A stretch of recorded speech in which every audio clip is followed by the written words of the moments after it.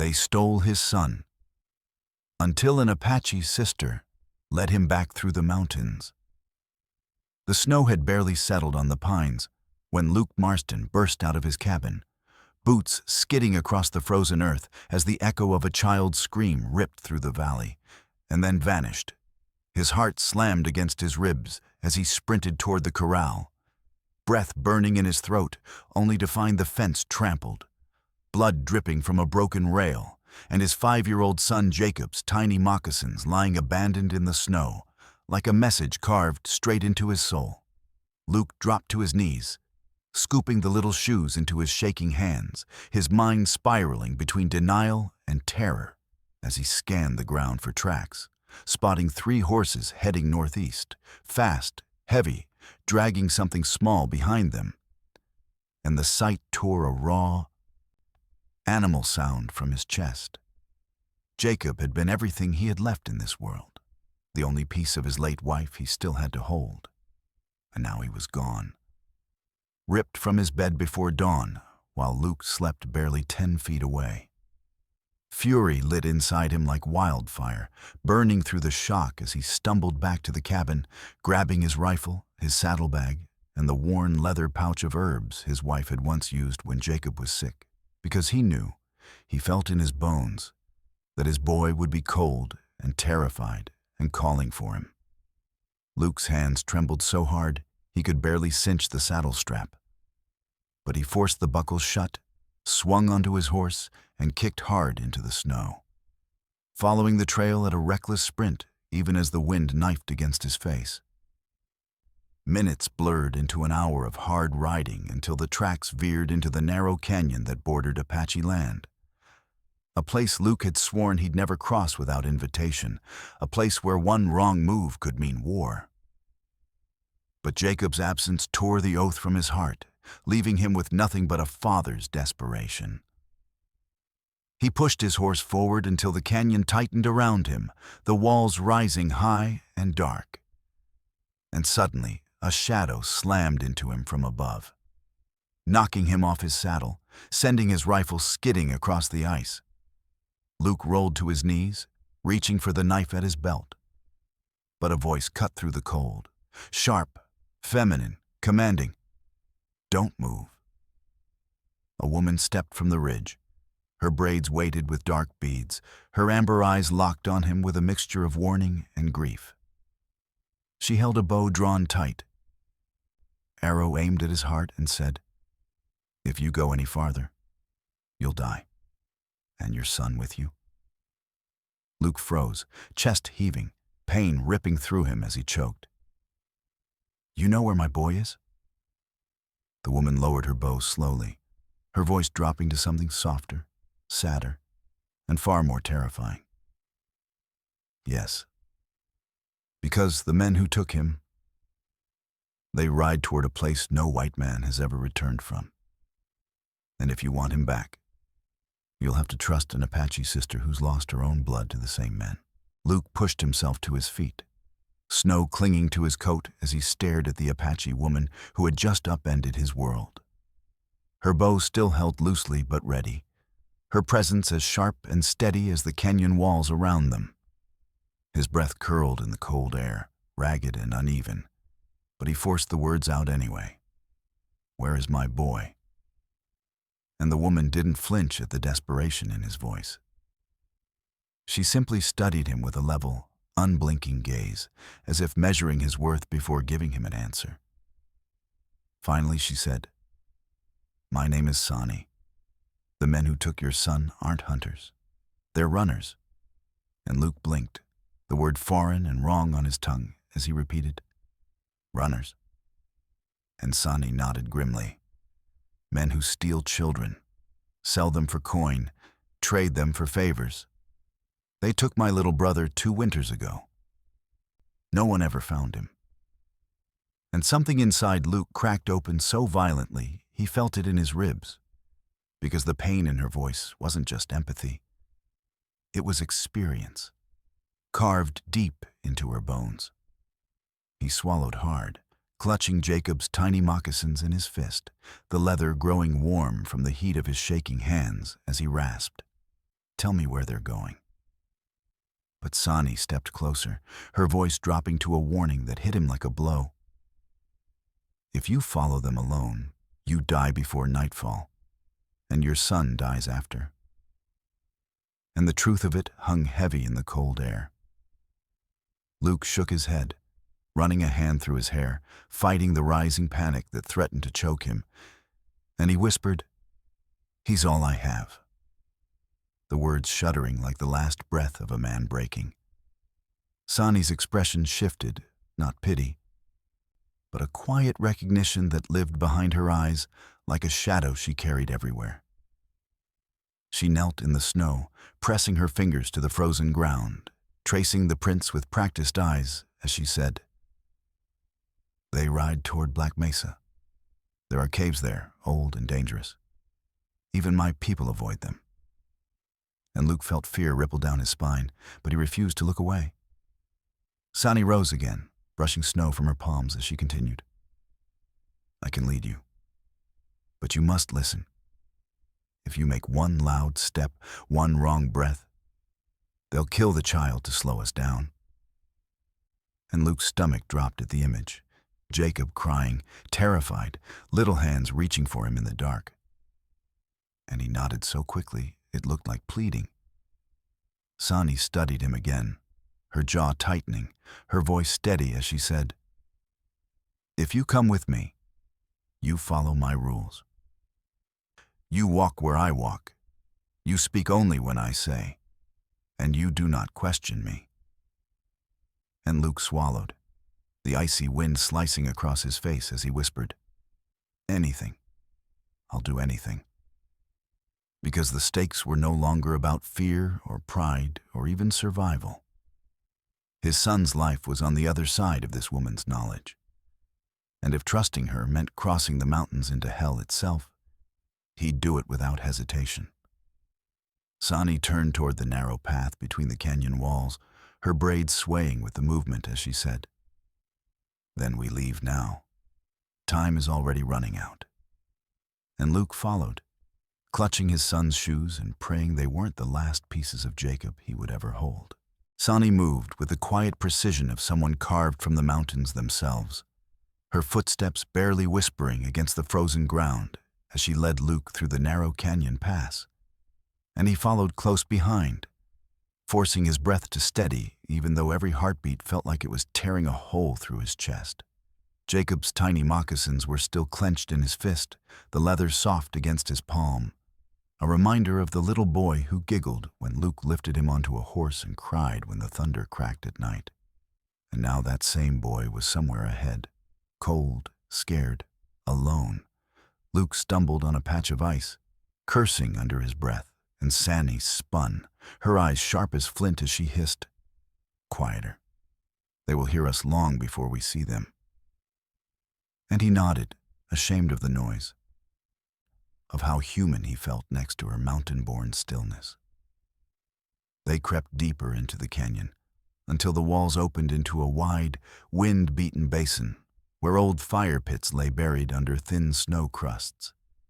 And Sani crouched, tracing the tracks with her fingertips, murmuring to herself in Apache, soft, rhythmic words Luke couldn't understand, but felt the weight of. Finally she looked up, her face tightening. 3 horses. Heavy load. 1 small footprint. "Your son's," she said, and Luke's stomach twisted as the world tilted for a moment. Sani continued before he could speak. "They stopped here, only long enough to drink and shift weight. They're pushing hard. Too hard. That means fear." And Luke felt that word strike deep because men who were confident didn't ride fast. They rode careful. Men who were running from consequences rode like the wind was hunting them. Luke crouched beside her, trying to read the marks in the snow the way she did. But all he saw was chaos. Hoof prints, broken ice, a scuff of little boots dragging slightly before lifting again. Sani saw his trembling, and her voice softened. "He's alive. If they were done with him, the prince would end here." And Luke swallowed hard, nodding, grounding himself in that fragile thread of hope. She stood again, scanning the sheer cliff line above them, her eyes narrowing at a faint curl of smoke rising from a ledge halfway up the mountain. They rested up there before crossing over the ridge. "It's a shortcut, a dangerous one," she said, gesturing to a steep, narrow switchback barely visible beneath the snow. Luke followed her gaze, breath catching. The path was thin as a knife edge, one wrong step sending a man tumbling into the ravine below.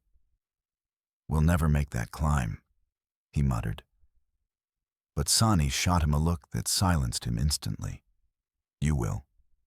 Because a father climbs where fear tells him he cannot," she said, voice low and steady. And something inside Luke steadied at those words. She stepped closer then, surprising him, placing a small bundle of sage into his hand, her fingers briefly brushing his knuckles as she said, "Breathe this when the climb takes your strength." It kept my brother calm in storms. And Luke looked at her, truly looked, and realized she wasn't leading him out of duty. She was leading him because she had once stood where he stood now, with no one to guide her through the dark. He nodded, jaw set, heart pounding with renewed fire as Sani turned toward the rising trail and said, "Stay right behind me. Do not look down. Your son is only a mountain away." And together they started the climb toward whatever waited on the other side. The climb began with a gust of wind so sharp it felt like the mountain was warning them to turn back. But Sani didn't hesitate.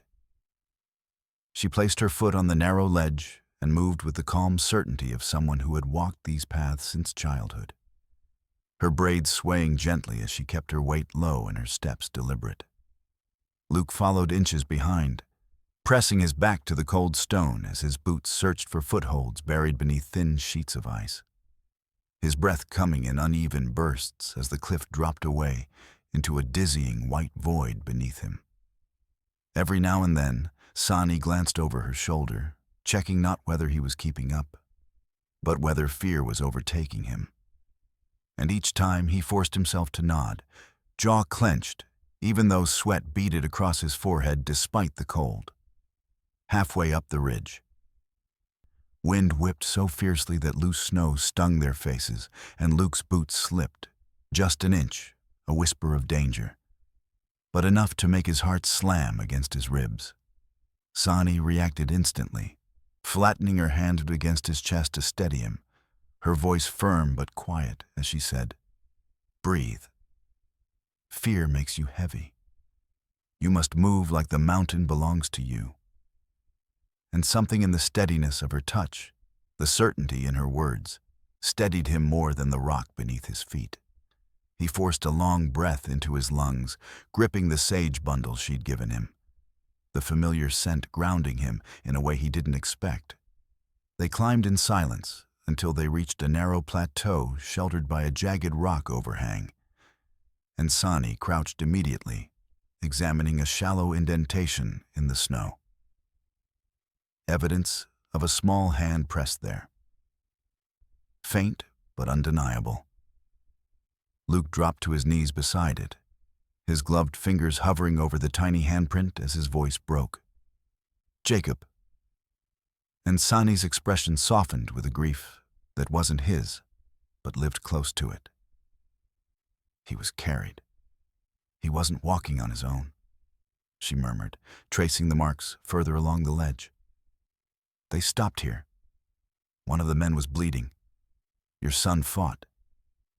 And Luke felt a fierce, trembling pride rise through his fear, a spark of his boy's bravery shining through the horror.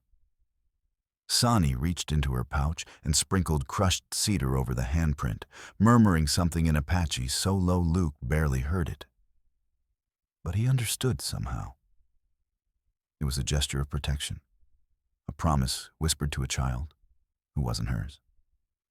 When she rose again, she looked at Luke with eyes sharpened by both resolve and memory, and said, "Your son is strong, like you, but strength alone won't save him. We must move fast." And Luke nodded, pushing himself up, even though his legs trembled from fear and exhaustion. As they prepared to continue, Sani paused briefly, her voice lowering into something almost gentle. "I lost my brother on a trail like this. I could not save him. But I will not lose another child to those men." And Luke met her gaze, understanding more deeply than ever that she wasn't guiding him because she pitied him. She was guiding him because saving Jacob meant healing a wound she had carried far too long. Together, they stepped back onto the narrow path, the wind howling around them as if the mountain itself were testing their resolve. The wind shifted as they reached the spine of the ridge, carrying with it a scent that made Sani stop so abruptly Luke nearly collided with her. Smoke, not from a campfire meant for warmth, but from a fast, hot burn meant to signal movement. She dropped to one knee, fingers brushing the ground, feeling the subtle warmth beneath the snow where ashes hid, and her jaw tightened as she murmured, "They're closer than I thought, and they're not hiding anymore." And Luke felt his stomach twist because men who stopped hiding were men who believed no one was chasing them.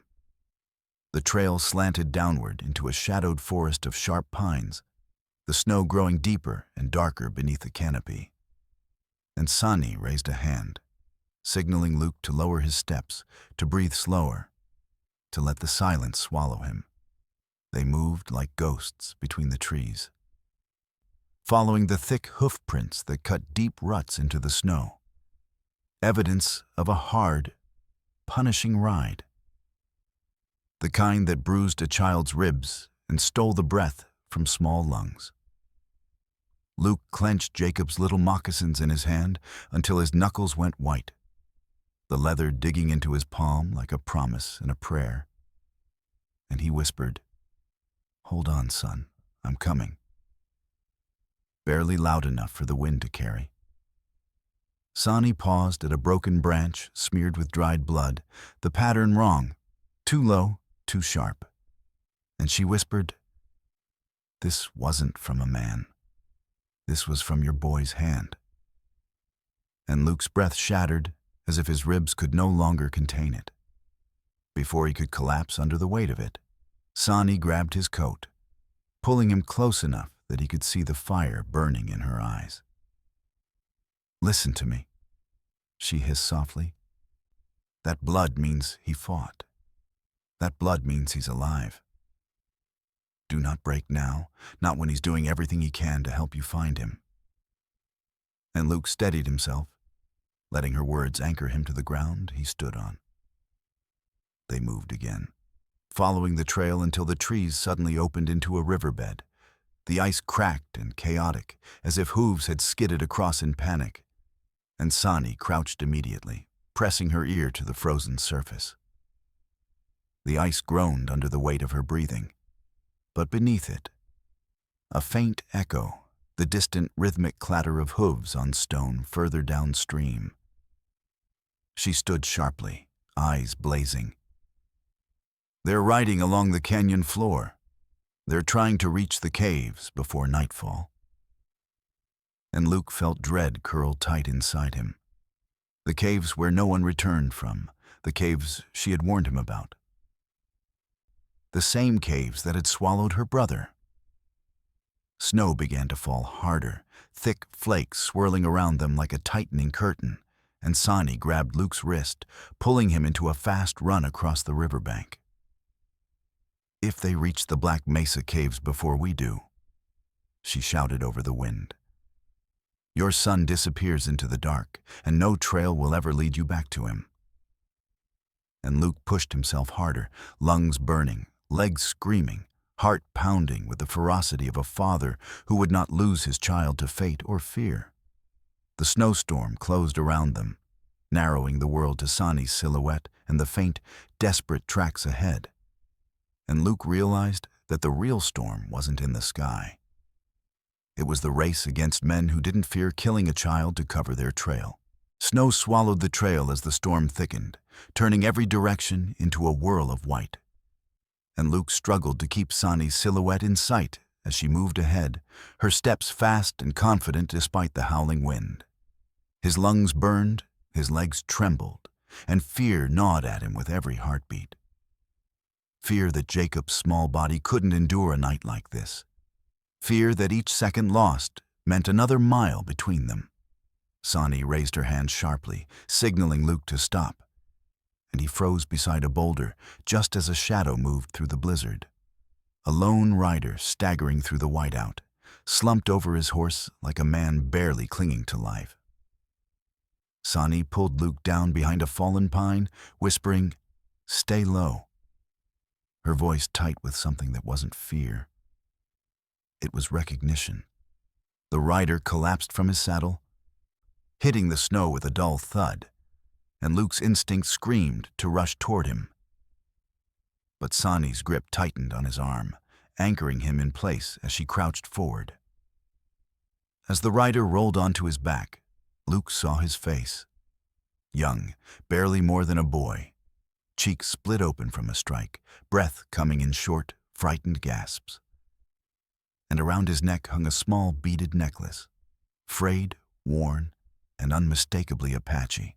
Sani's breath hitched, the color draining from her cheeks as she whispered, "That's my brother's," the words breaking like dry wood under too much weight.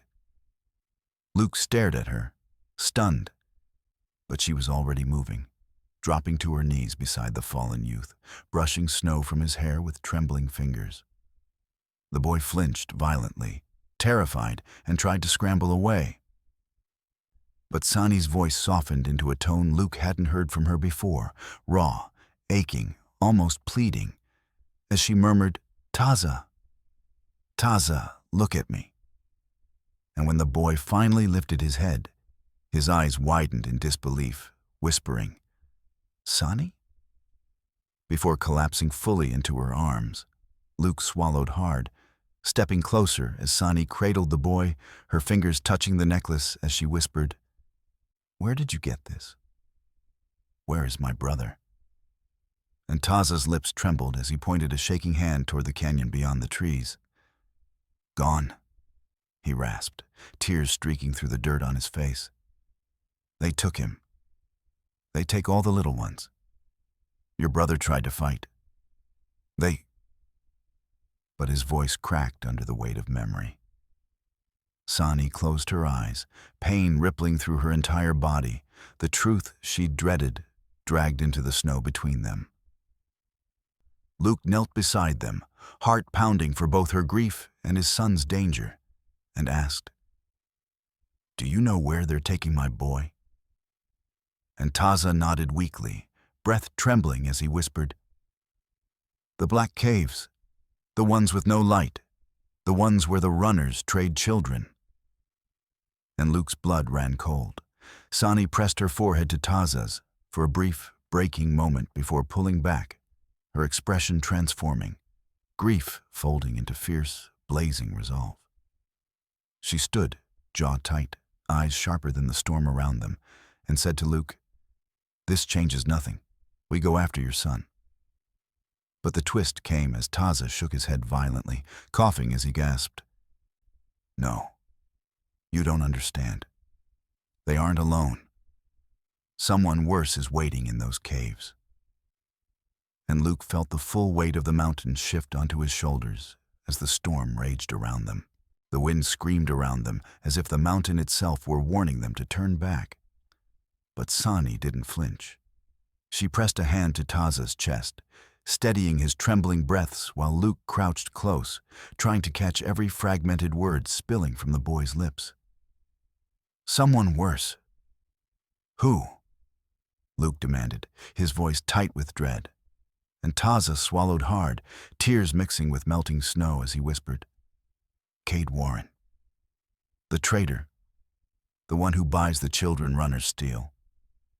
And Luke's stomach twisted violently because he knew that name. Everyone in 3 territories did. Warren was a ghost of the frontier, a man who moved children, weapons, and secrets through mountain tunnels no lawman had survived chasing him into. Sani's jaw clenched so hard, a muscle twitched near her cheek, her grief hardening into something sharp and cold as she murmured, "He was the one who took my brother." And Luke felt the air shift around her, a tremor of rage and purpose that seemed to ripple through the storm itself. She rose slowly, her braids whipping in the wind, her eyes glowing with a fierce resolve that made Luke straighten instinctively, and she said, "This doesn't turn us back. This makes our path clearer." But her voice trembled almost imperceptibly, betraying how deeply the truth cut. Luke placed a hand on her arm, hesitant, respectful, but grounding, and she didn't pull away, though she didn't look at him either. "I will carry Taza," he said, his voice more certain than his shaking limbs should have allowed. "You lead us." And for a moment, something softened inside her. A flicker of gratitude in eyes far too used to standing alone. Luke lifted Taza carefully, the boy flinching but leaning into him, his small frame cold and desperately light. And as he stood, Sani pressed a small amulet into Taza's palm, a carved piece of bone inlaid with turquoise, the kind a family passed down for generations. "Your brothers," she whispered. And Taza cried harder, clutching it to his chest. Sani turned toward the shadowy canyon ahead, the one that led toward Black Mesa, its jagged silhouette rising like a warning against the storm-filled sky. She scanned the landscape with a hunter's precision, reading the wind, the tracks, the scrape marks on the rock, the shift of snow that others would have overlooked. And finally she murmured, "They're less than an hour ahead. But once they enter the caves, we lose the trail." And Luke tightened his grip on Taza, whispering, "Then we reach them before they disappear." Feeling a surge of determination pulse through his worn muscles. Sani began moving again, and Luke followed, his pace steady despite the weight in his arms, Taza's breath warm against his collar. Snow thinned slightly as they entered a narrow corridor of rock that funneled the storm above into distant howls, creating an eerie pocket of calm around them. Luke's mind raced with fear and hope tangled together, but Sani's voice pulled him back when she said, "When we reach the caves, you must be brave for him," nodding toward the small boy he carried, "and I must be brave for the brother I lost." And in that moment, as their shadows stretched long across the canyon floor, Luke realized something had shifted between them. They were no longer a desperate father and a guiding stranger. They were bound by shared grief, shared purpose, and a promise unspoken but powerful. No child would be swallowed by the dark while either of them still breathed. The entrance to the Black Mesa caves loomed like a jagged wound carved into the side of the mountain, swallowing the last rays of daylight as the storm finally thinned into a quiet, eerie stillness that made Luke's skin crawl. Sani raised a hand, and Luke halted behind her, shifting Taza carefully in his arms as the boy stirred with a weak groan, exhaustion pulling him in and out of sleep. The cave mouth was surrounded by hoof prints and hurried footprints. Big ones, small ones, drag marks, signs of panic and violence. Evidence that the runners had lost control of their stolen cargo for at least a moment. Sani crouched low, her fingertips brushing the disturbed earth, and her voice dropped to a breath. They tied the children together. My brother, your son, all of them led inside like cattle. And Luke's heart shuddered at the image of Jacob, tiny, shaking, trusting the dark to hide him. The interior of the cave pulsed with faint torchlight, flickering against stone pillars, shadows stretching like long fingers waiting to pull someone under.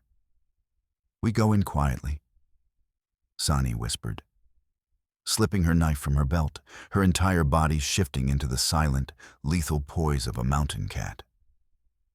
Luke lowered Taza behind a boulder, wrapped him in his coat, and pressed a kiss to the boy's hair, whispering, Stay hidden. We'll come back for you. And Taza nodded, eyes glimmering with fear and belief. Then Luke followed Sani into the narrow passageway, the cold air thickening with the scent of smoke and damp earth. The tunnel opened into a vast chamber lit by torches jammed between rocks, illuminating a circle of men standing around a small group of trembling children. Jacob among them, his face streaked with dirt, his little boots gone, his tiny hands bound with rope. Luke's breath caught, the world tilting dangerously as he gripped the wall to steady himself. But Sani's hand pressed briefly to his arm, grounding him, her eyes promising he would not lose his son tonight. At the center of the group stood Cade Warren himself, a tall, broad man with a long coat and a voice that carried like thunder as he barked orders to the runners. "Move them before the buyer arrives. Faster!" And Luke felt a white-hot rage ignite inside him, burning through every ounce of exhaustion. Sani stepped forward, moving between shadows with a hunter's grace, her knife glinting like a shard of the moon as she crept closer to the men. Luke followed her lead, breath barely audible, his heart pounding so loudly he feared it would echo off the stone walls.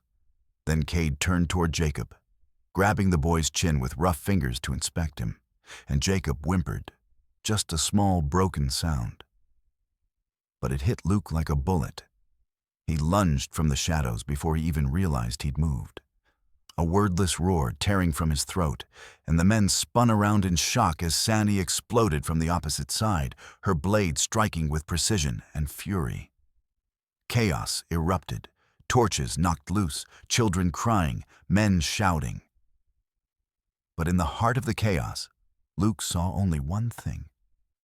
Jacob stumbling backward, scared and small and alive, his little arms reaching out as he cried, "Papa!" And Luke surged toward him like a man reborn, crashing through danger for the only thing in the world that mattered. Jacob's cry cut through the chaos like a spark in dry brush, igniting something in Luke that no fear, no storm, no outlaw could dim. He barreled through the fray, shoulders slamming into a runner who reached for the boy, sending the man crashing into a stone pillar as Luke swept Jacob into his arms, lifting him clean off the cave floor. Jacob clung to his neck with a desperate, trembling grip, his small fingers digging into Luke's coat as if afraid his father might disappear again if he loosened even an inch. "I got you, son. I got you," Luke whispered fiercely, pressing his cheek against Jacob's hair, breathing in the scent of dirt, smoke, and childhood terror that nearly broke him. Across the chamber, Sani moved like controlled lightning, her blade disarming a man with a swift upward cut before pivoting to shield the rest of the children behind her, her courage a burning force that made cowards shrink back. Cade Warren, realizing too late that the tide had turned, reached for a fallen rifle. But Sani's voice cut through the chamber like a whip. "Leave it." And the look she gave him was so sharp, so filled with fury and old grief, that he hesitated. Luke backed toward the wall, shielding Jacob with his own body as he shouted to the other children, "Come here, quick, move!" And they scrambled across the stone, following Sani's calm guidance as she ushered them behind the protective archway. Cade lunged for the rifle anyway, desperation twisting his face. But Luke slammed into him before he could aim, the impact rattling Luke's ribs but sending Cade sprawling. They grappled on the ground, Cade swinging wildly, while Luke fought with the ferocity of a father who'd already lost too much, pinning him with strength he didn't know he had. Sani darted forward, grabbing the fallen rifle and using the butt to knock Cade's remaining runner unconscious, clearing the chamber of all but their breaths and the dripping echo of water deep in the caverns. Cade snarled, "You don't know what you've done. Others will come for them." But Sani crouched beside him, her voice low and steady as steel. "Let them come. They will not find children waiting to be sold. Not today, not ever." And she bound his hands with the same rope he'd used on the little ones. Luke stood shakily, Jacob still clinging to him, the boy's sobs softening into hiccups as he pressed his face into his father's collar.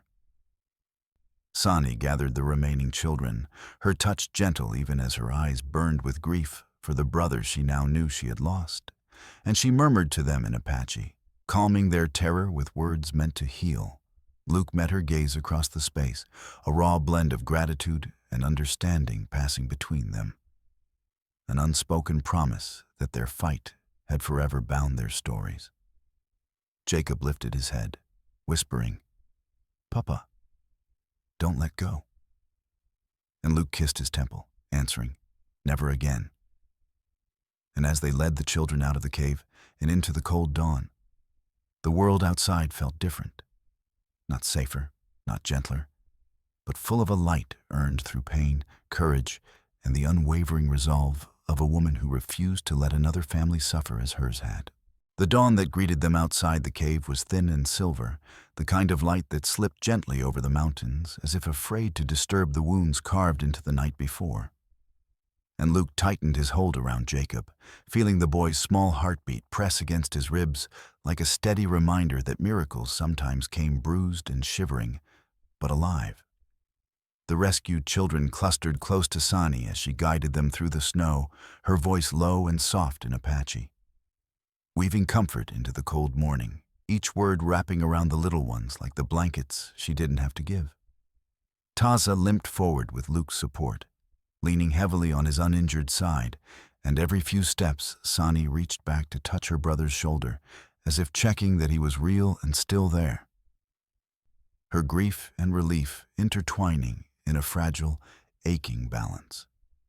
The wind calmed as they descended the ridge, the storm clouds drifting apart to reveal stretches of pale blue sky, and the world slowly brightened as though the mountain itself recognized the weight being carried down its spine.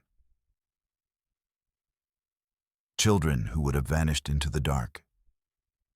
A father who had clawed his way through terror. A sister who had faced the same nightmare twice and refused to let it swallow anyone again. When they reached the tree line, Luke finally slowed, sinking to his knees in the snow with Jacob still in his arms, burying his face in the boy's hair as emotion crashed over him in a wave he could no longer hold back, whispering, "You're safe now, son. You're safe." And Jacob wrapped his tiny arms around his neck, murmuring, "I knew you'd find me," in a voice so quiet it nearly broke Luke's heart. Sani watched them, her expression softening as the weight of their journey settled into her bones. And when Luke lifted his head to meet her gaze, something unspoken passed between them. Gratitude, respect, and a bond forged in danger, the kind that wouldn't fade once the trail ended. She knelt to check Taza's injuries, brushing a thumb across the boy's cheek with a tenderness that carried years of longing. And he whispered, "I thought you forgot me." But she shook her head fiercely, answering, "I was searching even when I didn't know the path." And Taza leaned into her, the warmth of reunion melting some of the cold grief she'd been living with for far too long.